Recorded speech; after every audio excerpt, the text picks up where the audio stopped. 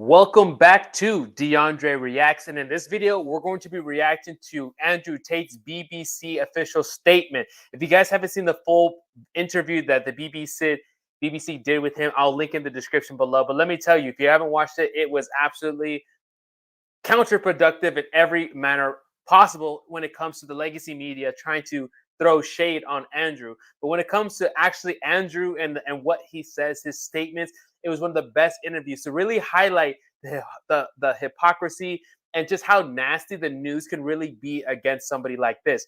So this is an official statement. We're actually going to be reacting to it.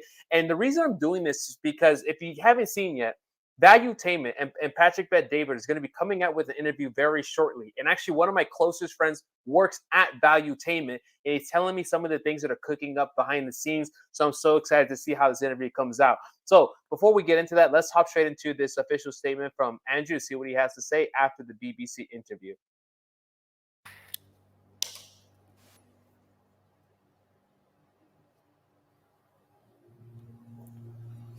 In the interest of saving absolutely everybody's time, I feel like doing a generalized statement to all legacy media inside of the Matrix.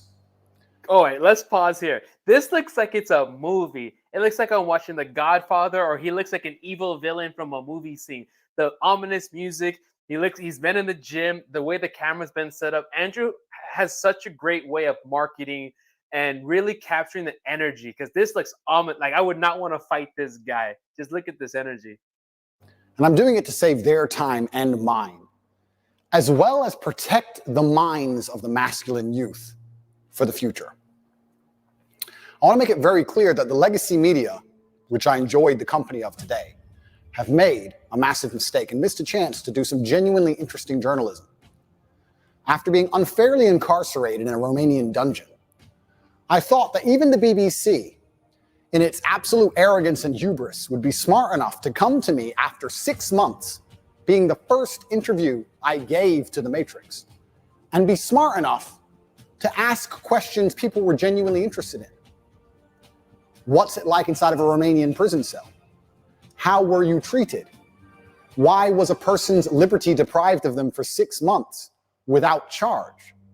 How is your mental state post your unfair incarceration? Things people are genuinely interested in hearing. But instead, they came with the same old talking points. And I'd like to address all of these talking points to the Matrix media now to prevent this happening again, because it's a monumental waste of everybody's time. That is very true. If you haven't been watching him on Rumble, which I highly recommend, go follow Andrew on Rumble. That's where he posts more consistently. You know, BBC, especially that last interviewer, has been fighting to try to get an interview with him. So when I saw that this interview was coming out, I thought it was going to be some real, actual journalism. But once again, it was this petty kind of like, think about this. People level up. Think about yourself. You've leveled up. You're not the same. Let's just say you're 25 right now. You're not the same person. You don't have the same interests as you were when you were 17, right? You're probably into different kinds of things. And it's like you level up as a person. And watching this interview, it's like digressing. As an audience, as viewers, we have leveled up past all the charades and everything that this interviewer, I think her name was Lucy, the BBC interview reporter lady, it was like going backwards. It's like, guys, we've already broken this down on tons of podcasts. We were looking for something that we could grasp. Exactly what Andrew was saying here. So I think they dropped the ball on that. So let's go straight into it. I say things on the internet. I've been making content on the internet for a very long time. Finding a clip from 2016, 8 years ago, finding a 4-hour-long podcast from 2016, ignoring all context, ignoring everything positive I say about men and women and the world, and taking a single sentence and trying to pretend that's my entire worldview is not the bombshell you think it is. Nobody cares. Everybody understands what satire is. Everybody understands what a joke is. Everybody understands it's the internet. Everybody understands all of these things. Plus, the people who know the truth of my message are very capable of understanding what is satirical and what is true. People are not as stupid as you'd like them to be. Sitting down with me and missing the chance to have a genuinely interesting interview with genuinely interesting questions that people are interested in hearing the answers to, and instead attempting this attack to get this bombshell aha moment is never going to work. Because one, I'm too smart for all of you. And two, nobody cares. Nobody cares I made a joke 8 years ago because everybody knows I was joking. And everybody knows the truth of my message. So you're wasting absolutely everybody's time. You know, I actually want to talk about this because there's two sides that the news is really playing here. There's the sleeping people. There's people that are genuinely sleeping. They actually believe the news. They believe what people are what the internet is saying. They believe all these fake sites. And then there's people, that's one side that the news is trying to paint around Andrew. And whatever the news or whichever types of articles and blogs that come out with this kind of stuff, people actually believe it. There's real people out there. I know them personally.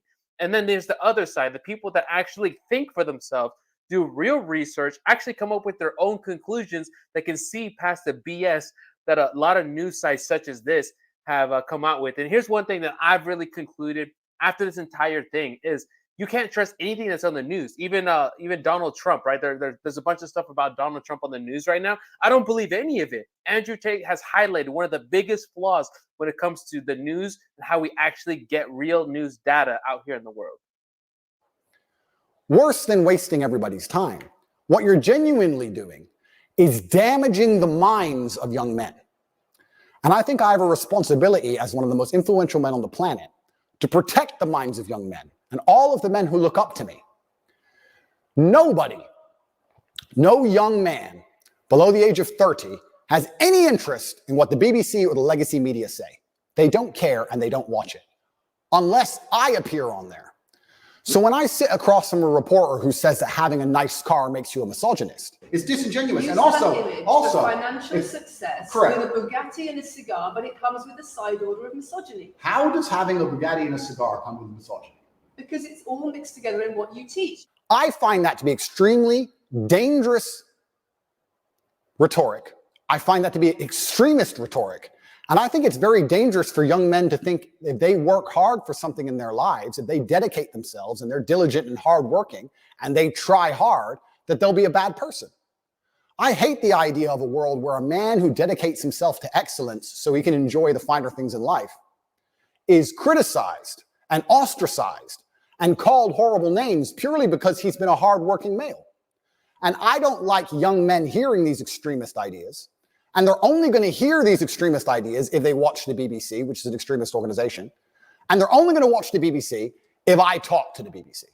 So I feel like now that these people have proved themselves to be extremist and very damaging to the minds of young men, I have an obligation to not interact with them very much because I don't want them spreading their extremist propaganda. We have a men's mental health crisis. Young men are disenfranchised. The suicide rate amongst men is much higher than women, and everybody pretends to care. But when I come along and say, I am a man, I've been a man, I know how it feels to be a sad man and a happy man, and I found happiness through masculine achievement and strength, through working hard in the gym, through dedicating myself, through building a life worth living, through taking care of the people who I love, both male and female, through becoming financially successful, through sticking up for myself, through having opinions, through being a man of honor and courage. When I do these things, I'm ostracized and they're attempting to destroy my life. This goes beyond a few media interviews. They are attempting to put me in jail and destroy my life because I am helping young men. They don't care about men's mental health. They have no interest at all. In fact, the ideas they purport, like I've just explained, are genuinely damaging to the mindset of young men. On top of this, they waste everybody's time because their aha moment never works. Nobody's interested in it, and I destroy them with ease. But my hourly rate is high. It's not very fun for me to do. I just do it. It has to be done, but I don't particularly enjoy it. I allowed you into my home. I'm doing you a favor, giving you the first interview I'm giving to the public. You don't come here with a position of authority. You're not the police. I don't respect the BBC. I don't know you. You do not come here with a position of authority over me. We are equals. We are people. We're citizens of the world, and we sit here as equals. And I see you as my equal, and if you ask me questions, I can ask you questions back. For you to come here and sit down and pretend you're the Gestapo and that you don't have to answer my questions is disingenuous because I don't owe you anything. Asking questions and you answer. But I don't owe, no. However you want. This is a conversation. and I don't owe you any degree of authority over me. So let's make that clear. And that doesn't matter if you're a man or a woman or from the BBC or the CNN. I'm here to answer your questions and be honest with you and do you a favor. Correct. And I'm doing you a favor. But you come here with loaded questions. You're trying to paint a narrative of me which is negative. I'm asking you and about that's things fine. you've said that people are concerned about. And that's fine. You but you're not going to said sit here and say you don't answer my questions because you're not above me.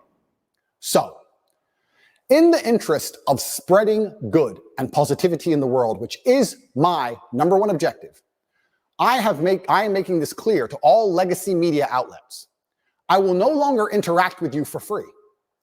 Nobody cares that you lie about me and nobody cares what you say. You have destroyed all of your credibility in the last 4 years of constantly lying about everything.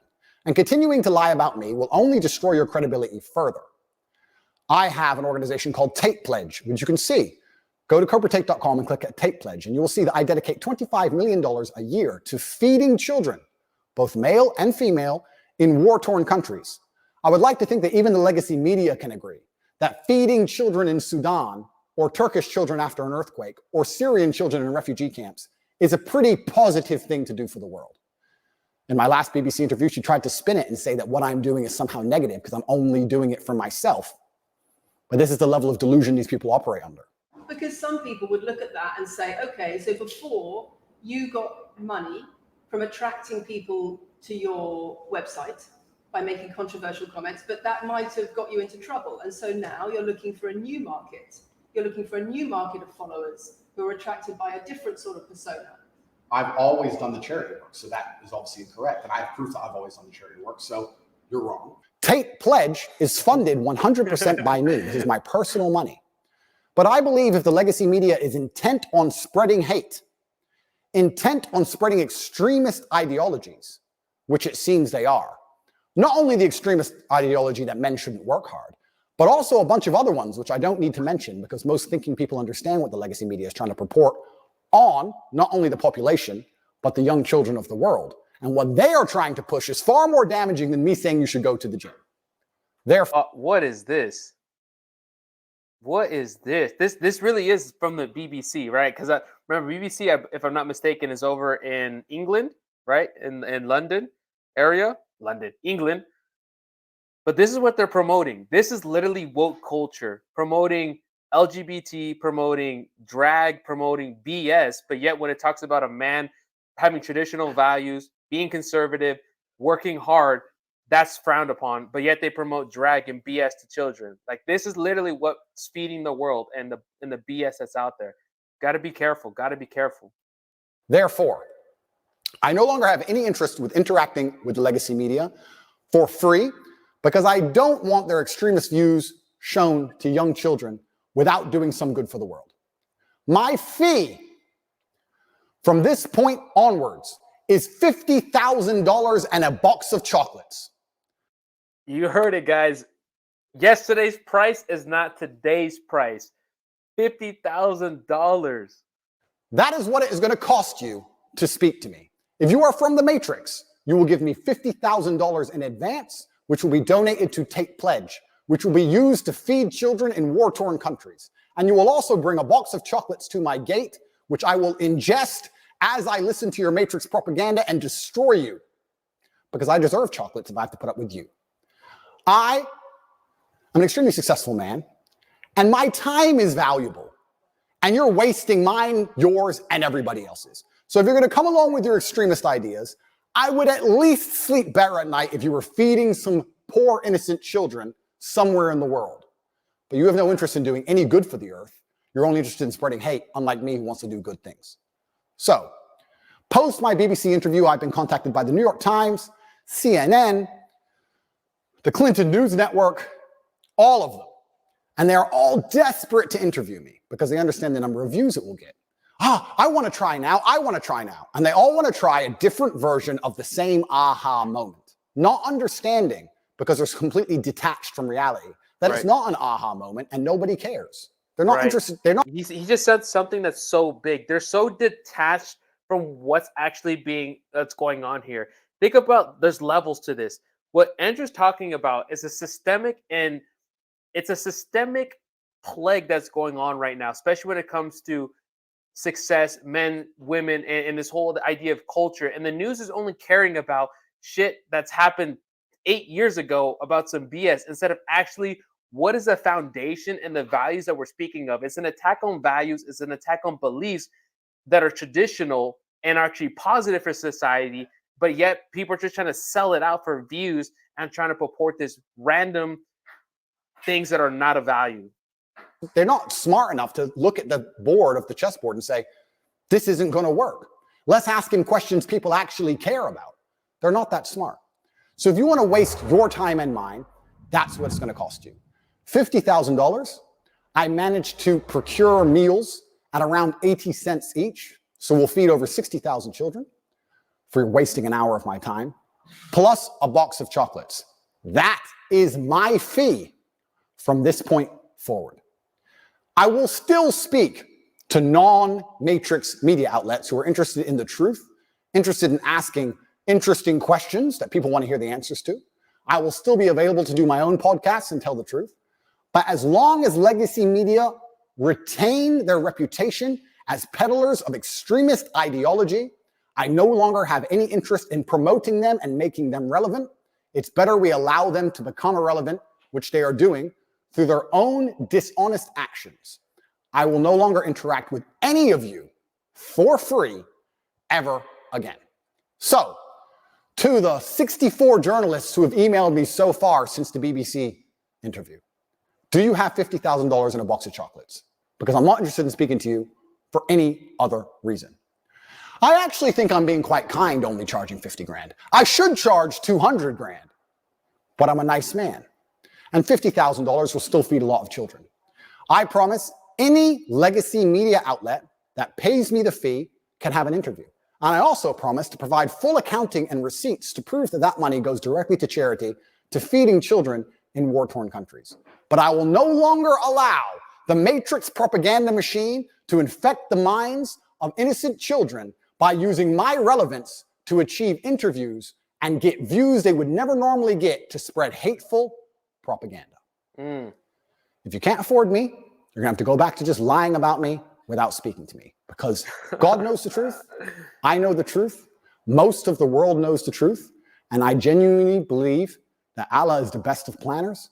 And whatever happens to me, regardless of whether I am martyred, regardless of whether they put a bullet in my brain, I know what I have done is good for the world, and the things I will do will continue to be good for the world. Get your checkbooks out. Or don't email me at all, because there will be no compromise. I don't care what you try and do and say to goad me into an interview. You can lie about me all you want. It's what you do already. I'm not afraid of your lies. It's going to cost 50 grand plus a box of chocolates.